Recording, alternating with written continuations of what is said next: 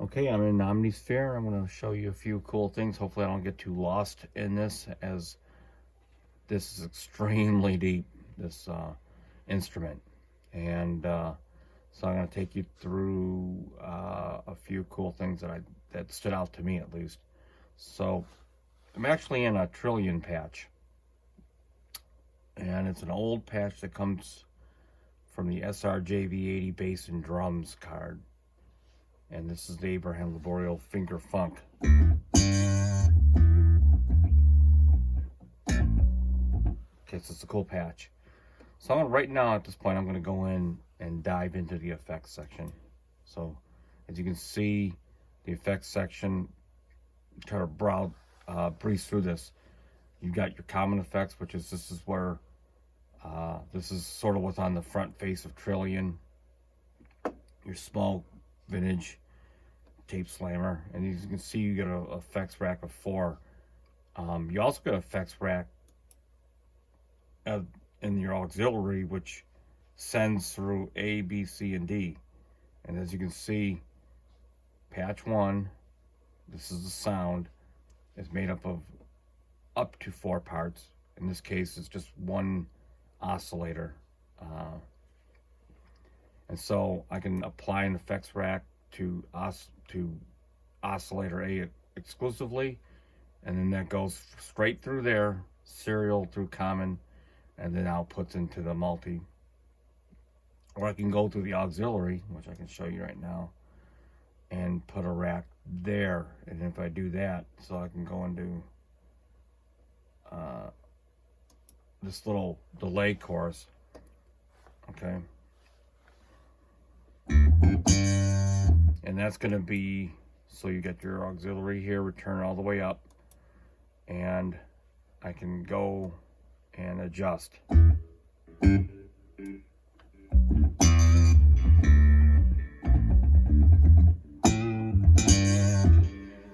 Okay, sounds really good. And then just to review on your effects rack, you can choose your own rack, which I can show you. Like, you can go into an effect, okay, and then you can go into here, and here's all your presets, and then of course you can save and make your own. Okay, so I'm gonna go clear no effect. So there's a lot of flexibility, just to show you that this auxiliary can also be sent independent levels to each oscillator if you're to go make a complex patch that requires 4 oscillators. So real powerful effects engine, and you got just tons of effects. Look at all these. Okay, and they're not throw-ins, they're actually really, really good. Okay, so if we go to patch 2, okay, let's say I'm going to pull up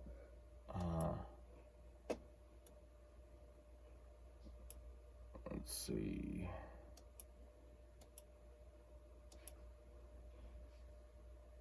patch 2A, I'm going to go and pull up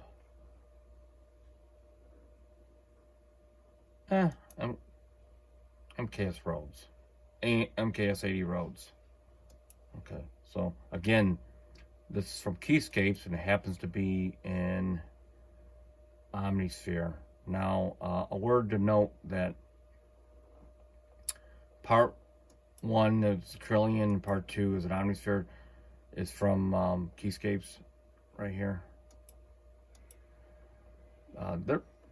I suspect there's some interesting thing happening, because these patches are pretty complex, and they're not just a single oscillator. Without question, they're not. And so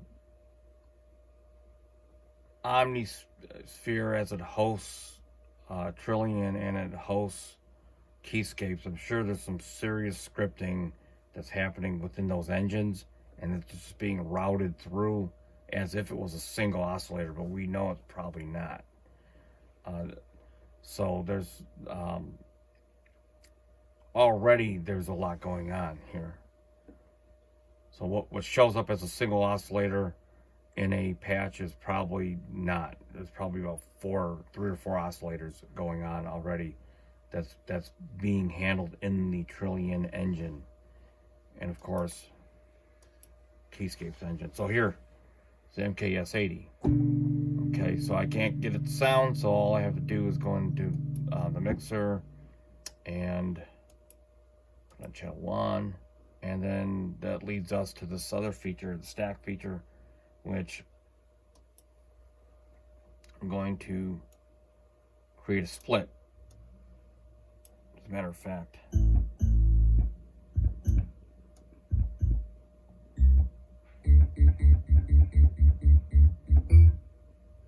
so turn it on, and we'll go right to here, and then so get the Rhodes and the bass. Okay, so I'm gonna actually go back to here, and I'm gonna, on the Laboriel, I'm gonna pitch it up an octave or transpose it up.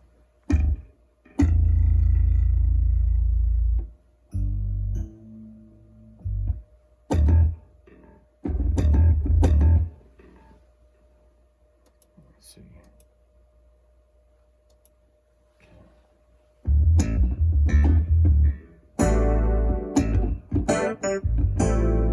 Okay. Now, one thing you would not get, so I'm on part 2, oscillator A.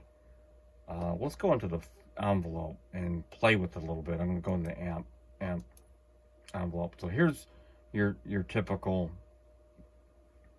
ADSR and so forth. I'm going to play with it, and I'm going to do here's a reversing effect. Let's see what happens. That's interesting. That's the MKS Rhodes, or I've got the bouncing ball one.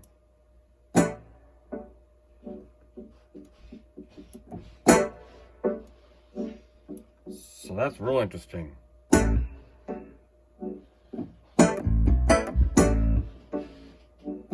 So already it gets extremely interesting.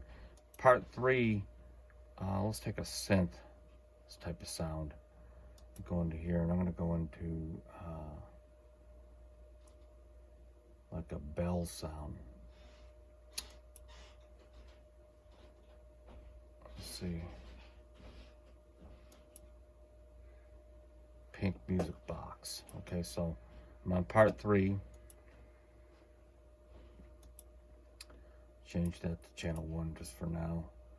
And let's see what we got here.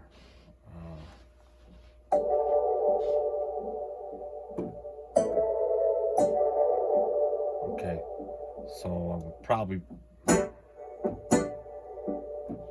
with the volume, and then I'd probably take it down an octave at the oscillator level. So I'll go down to here and pitch that down to 0.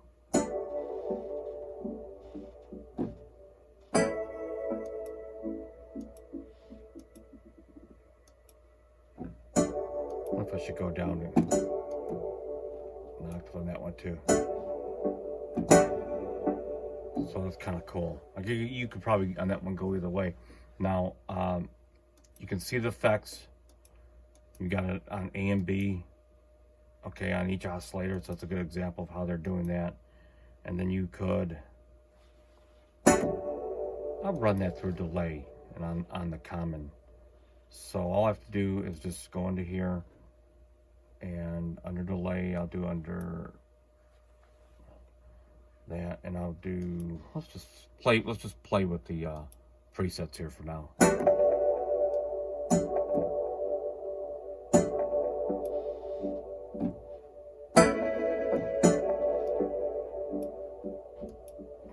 Let's see, let's try another one here. Oh, that's real cool. Just playing triplets.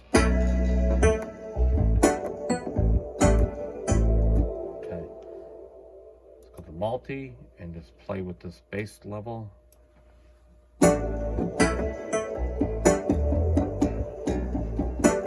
Okay. So you can see we already got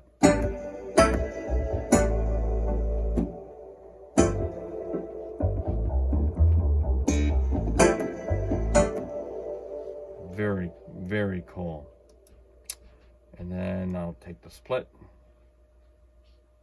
and we'll create it like that.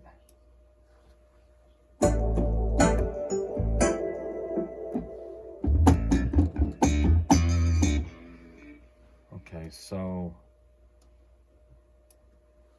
and not to mention, at the multi-level now, you've got effects as well.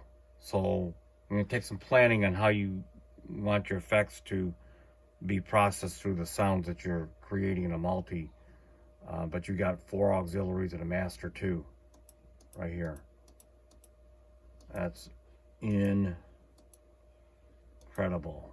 I'll take that down, but take those effects off. So they gave you a lot of power. And now let's go back and part 4. Let's take this and put a pad. And he's just really getting up there in craziness of what you can do. Airy analog pad, okay? And I'll just go into here, mixer, and we're gonna go channel 1. Let's give it a go. And all I have to do is go into here, and let's go take that up an octave. And remember, it's 2 oscillators, so we'll take that up too also. And that's it. And you can change the volume at the oscillator level, the sample level in this case. And even the pad itself, if I go with the amplitude, I can go in and let's do a chaos thing. We'll go like reverse effect.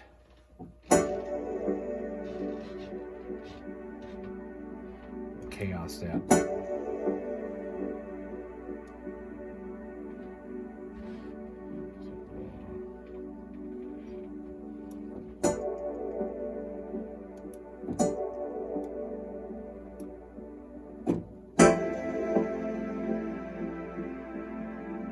And that's on. So, okay, so it's a good example. So, oscillator and B, what I want to do is have the filter to be tied in together, so whatever I do does to one another. There you go.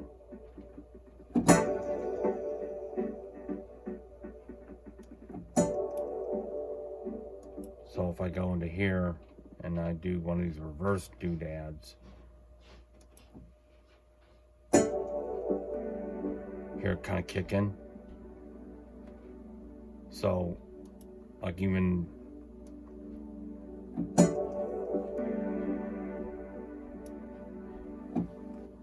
might not be the best example, but you can really alter stuff without really getting into every single part of it.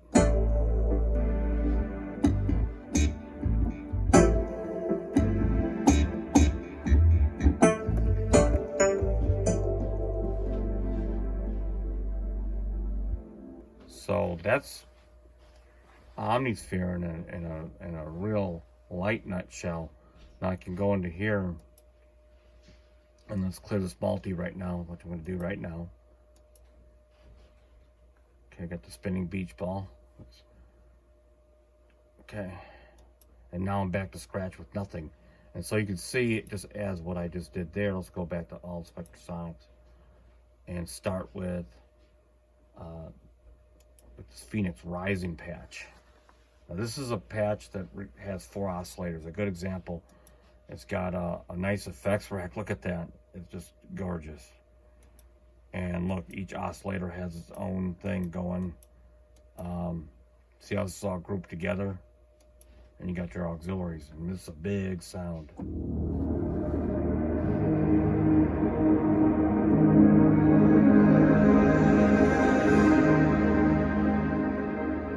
And you could take on part 2 and go into keyscapes, for example, and I don't know if the Crystal Rhodes would be the one to go with, but Crystal Wash. But check this out. I go into here and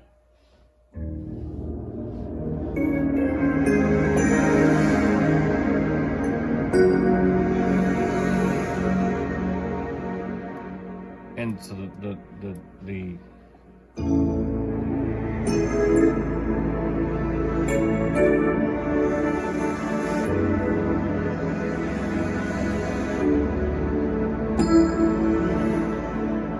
and I wondered, and this is an Omnisphere patch, and I wonder on Crystal Rhodes if I show it in Omnisphere the effects. So you got that. And where's the reverb coming from? The ensemble and the tremolo. So there it is, coming from the proverb. Yeah, so that's what they're doing.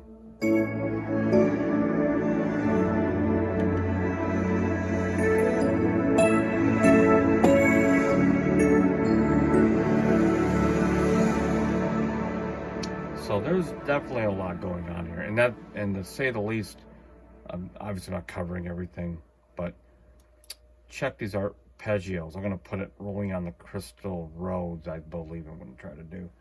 And I'm going to turn it on, and I'm going to go, I mean, there's a ton of stuff here, but let's go up into one of these templates. Now listen to the Rhodes. Matter of fact, I'm going to, in this multi-solo this.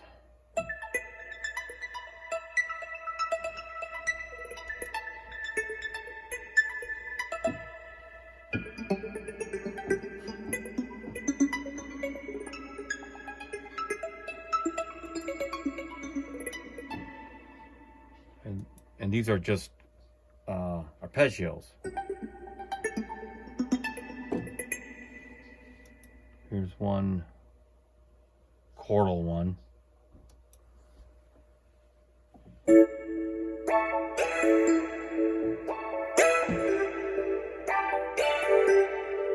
Now let's go back and unsolo that.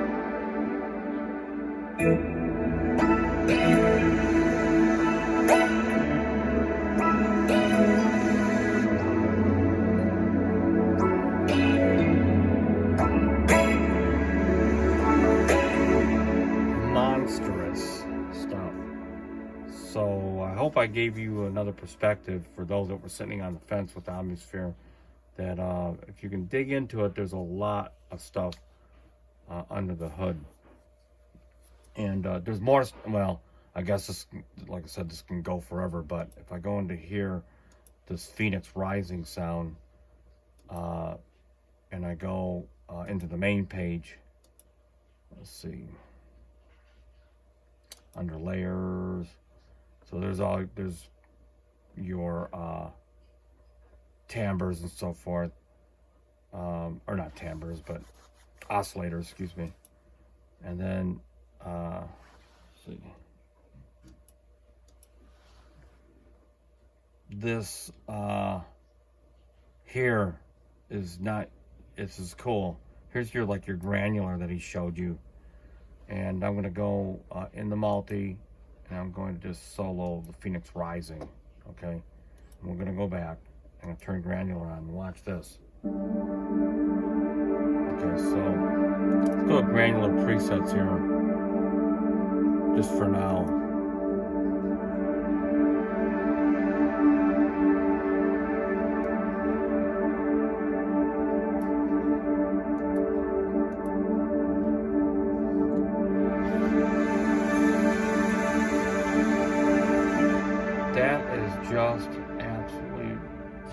easy. And now you go back to multi and you bring that back in together with this JD800 piano, crystal piano.